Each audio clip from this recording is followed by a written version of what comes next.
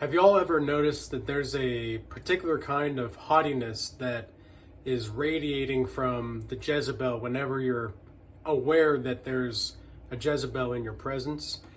And in the presence of the Jezebel, you might feel as though you are drawn to this woman, but what that really is just a vortex of life-sucking energy. That's all that the Jezebel knows how to do, is how to suck your life away. And a lot of the times these Jezebels will put on a great act of making it seem like they're these positive, exuberant, really charismatic individuals, which they are very charismatic, but not in a very sophisticated way. It's far more seductive, and they only know how to use their seduction to get what they want. They don't actually have skills most of the time. They don't actually have certain qualities that make them stand out from anybody else, that makes them competent or responsible, etc. They just get what they want because they know how to give it up easily. And that's just the truth. And not trying to be rude here, that just is what it is. And I think that so many men placate to the Jezebel because they're still stuck in the fantasy that society has fed them for so long. You see, when you finally get to a point where you accept that women are like, society wants women to win in this life. Right now, in the spirit of the time that we're living in, make no mistake, women are supposed to be winning according to society's standards. Men can have 3 times the amount of suicide rates in the whole entire world, and men can be 20% to 60% more lonely. And even though they're not on as many medical substances or different kinds of prescriptions for depression or anxiety and whatnot, because women are about 50% more likely to partake in those kinds of prescriptions and medications, antidepressants, etc. And women actually, the more that they age, the more likely they are to participate in those prescriptions and antidepressant drugs and medications. They don't, despite this all being the case, because it is true that men are 3 times more suicidal, society doesn't care. Okay, society doesn't care. And when I finally got to the point in which I understood that confronting society was almost like confronting a collective Jezebel spirit in some sense, I was able to find a lot more peace with how I went through life.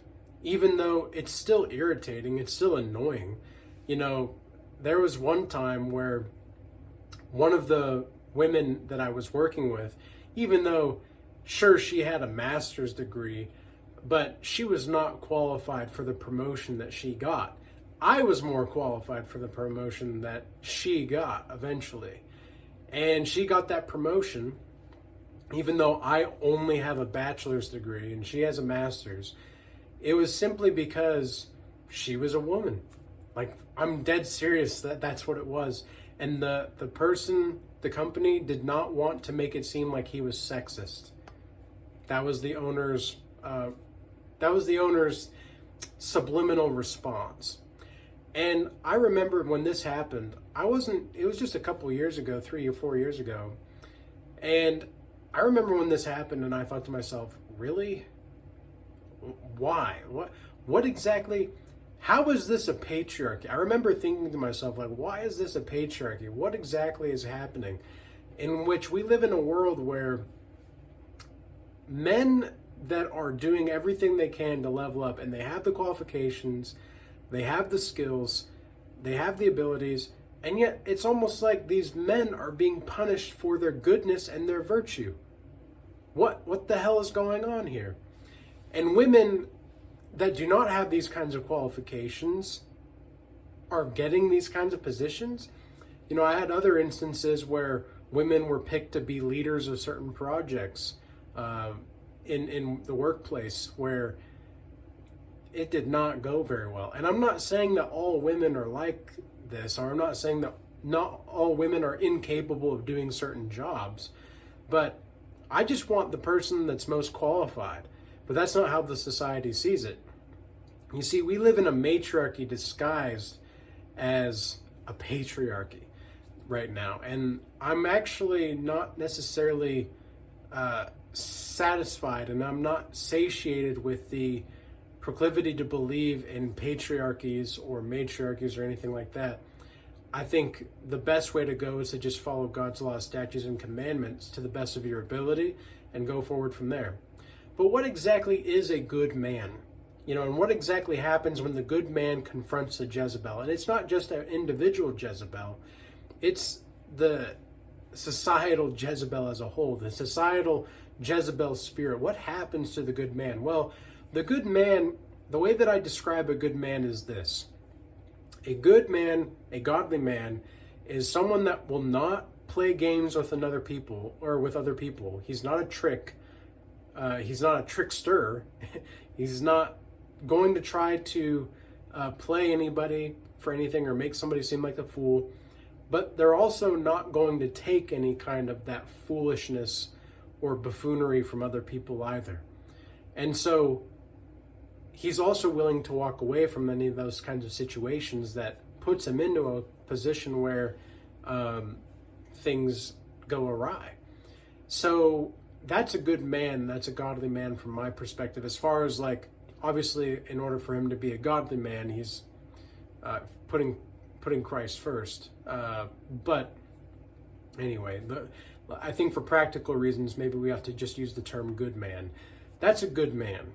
Okay, a good man is somebody that's not going to be intentionally harming somebody, but is also not going to be accepting intentional harm either, and can actually have a backbone and stand up for himself.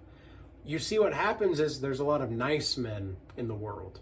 This is kind of like the kind of nice men that I group into, like the kind of nice person or nice man in particular I'm thinking of is this boss that I had. He was a nice man who gave the job to this woman that she wasn't necessarily qualified for. And anyway, she did her thing, and she, was able to charismatically smooth over the situation. And at the time, I had plenty of dreams about their relationship dynamic. Like, it was like she was subtly flirting with my boss, the nice man, to just kind of gain an edge and to gain a familiarity and this kind of feminine charm necessarily. And this is another thing I think that is very dangerous in society. It's like we're constantly using men's biological responses as a mechanism to manipulate, and vice versa. Like women are followers, no doubt. And it's the Jezebel spirit that tries to control, manipulate, or reshape narratives that are not true to fit into her fantasy and project that onto the world. Because for the Jezebel, it's just about how she looks at the world, how she responds to the world. It's all about her, okay? It's all about what she wants, what she needs. There's nothing outside of her. And what a lot of these nice men have is what I would call the Ahab spirit. So Ahab was the husband of Jezebel, right? So Jezebel and Ahab were basically vexed towards each other, and yet neither of them could necessarily live without the other. And so Jezebel convinced Ahab to do certain things and to basically just be a dog for Jezebel. And Jezebel is also the only woman in the Bible, by the way, that wore makeup. And so you see, the reason for this is because, according to the book of Enoch, for those that are not aware, makeup was actually a fallen angel technology. Well, what exactly does that mean? It means that in the time when there was a war in heaven, and according to the book of Enoch, there were the angels that came and actually bred with women.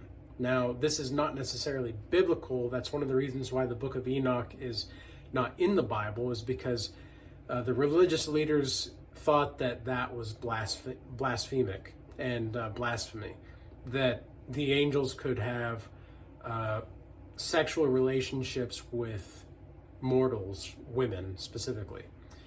But that's not really what the book of Enoch talks about, and I think it's a very compelling argument and a compelling mythological story. Whether it's true or not is up to you, I suppose, to discern, but I'm just here to provide the information, the message for you guys. But essentially what happened was, once the fallen angels that lost the war in heaven and came down to earth, and to try to, basically their now goal was to destroy everything that God saw to be good. You can think about it like that. And one of those things was us human beings, right? So us human beings were created, and now God is going through, well, God's not going through stuff, but God is seeing what we're going through. I guess God technically does go through things, but whatever starts with God will always end in victory. So God just knows how it's going to work and how it's going to happen. But that doesn't necessarily mean that God doesn't feel pain or sorrow or anguish at what we're going through. But one of the things that the fallen angels gave as a piece of fallen angel technology to destroy the human beings was makeup for women. And you can see now why so many women, especially in the West, are like pretty much addicted to liposuction. They're getting all of these tans all the time, so they have a tan year round. You know what was crazy I found out about today? Which is something that maybe somebody ought to invest in. I don't know, but like a tanning salon. Do you know how much money they get? Like, holy crap. I had no clue how much money they got until somebody was talking about it today. And I thought to myself, man, I don't know. Like, maybe we ought to get a tanning salon. I don't know. Maybe I got to invest in a tanning salon. Holy crap. Because, yeah, women will do that. Women will they will do anything to look younger or to feel younger or to not age the way that they want to, or to look even better than they already do now. And part of the reason that this is the case is because fallen angel technology is designed to enhance your vanity, enhance all of your sinful behaviors to the max. And so when a good man confronts the Jezebel spirit in society, when a good man confronts that which is evil, because the Jezebel spirit is evil, by the way. For anybody that is not familiar with the Jezebel spirit, the Jezebel spirit is evil. And she will do anything to kill, steal, and destroy, because she's an agent of the devil for sure. And that's what most women are under, this spell. And so especially nowadays with like Valentine's Day tomorrow, I might make a video on love spells, because you need to be careful around this time, because there will be love spells happening. And you got to make sure that you can break those love spells and transcend these kinds of things. But when a good man confronts a Jezebel, what he has to make sure he is aware of is that he doesn't get sucked into the world of the Jezebel. He has to maintain his square, his space. And this is much easier said than done. But the way that you do this is to maintain frame. Okay, maintaining frame is the best thing to do in these kinds of situations. Why and how do you do this? If you have nothing else to do, if you don't know what to do in a situation, and it feels like you're backed into the corner with a Jezebel, simply use I statements. Okay, I statements can be like, I don't like it when this, or I like it more when that.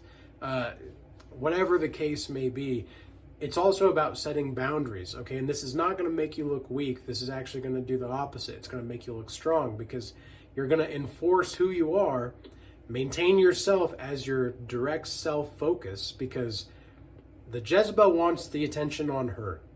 Okay, she wants the attention, she wants to make you feel devalued and demoralized and dehumanized, while making her seem like this idol that you have to worship and that you can only grovel to her sexually. Okay, she's going to play the mind game. She's going to do whatever she can to do this kind of stuff. But a good man is able to stand his ground. Another way that you can do this is ask questions. You'd be amazed at what simply asking questions can do. Okay? What it does is it makes, you never really give them everything.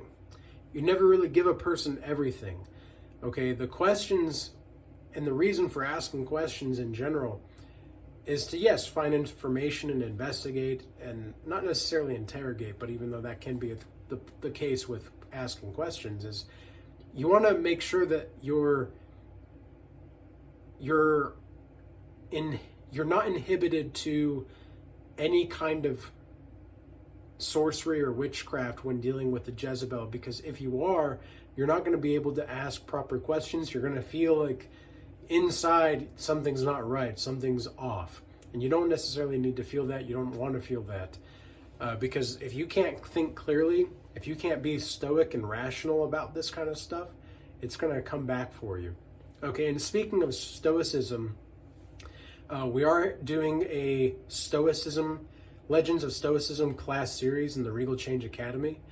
We are launching that next week. So if you want to join the Legends of Stoicism class, now is going to be the time. And in that class, we're going to learn principles of Stoicism, how to maintain your resilience, your calmness, your coolness, your collectedness using Stoic principles. And we're going to read 3 different kinds of Stoic philosophers over the course of an 8-week period in that class series. We're going to read Epictetus, Seneca, and Marcus Aurelius.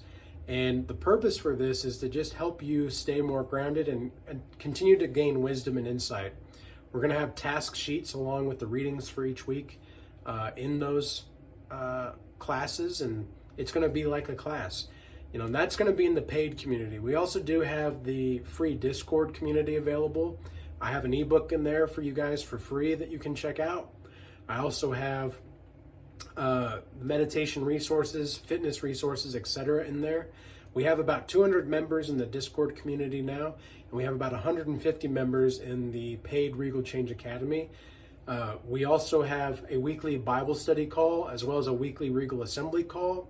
And now we are also adding a weekly Maps of the Psyche class as well for that.